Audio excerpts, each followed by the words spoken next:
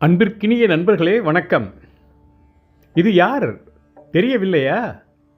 நாகராஜன் நான் தான்.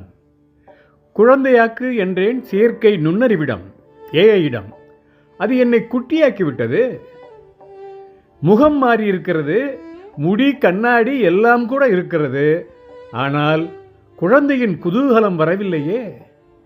அது வர இன்னும் ஏதாவது செய் என்றதும் ஏஐ தந்தது இன்னொரு வடிவம்தான்.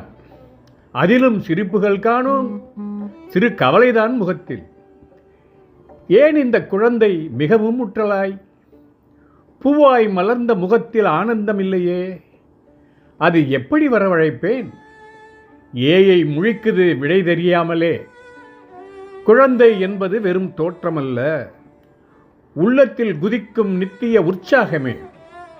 சின்ன காகிதத்தை பறக்க விட்டாலே சிறகடிக்குமே.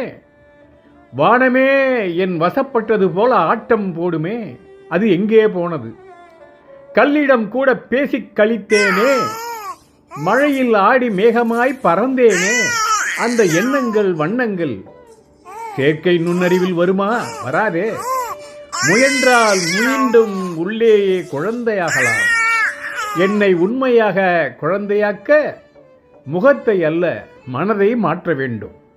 சிரிப்பும் வியப்பும் ஆச்சரியமும் துள்ளலும் துடிப்பும் ஆர்வமும் ஆர்ப்பாட்டமும் எனக்குள் பிறக்க நான் மீண்டும் பிறக்க வேண்டும். முடிவில் ஏஐ என்னை விடை தேடும் குழந்தையாக்கிவிட்டது.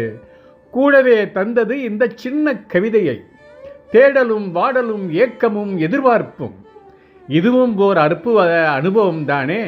வாழ்க்கையே ஒரு கண்ணாமூச்சி ஆட்டம்தானே. என்ன நண்பர்களே, இந்த கவிதை இனிக்கிறதா?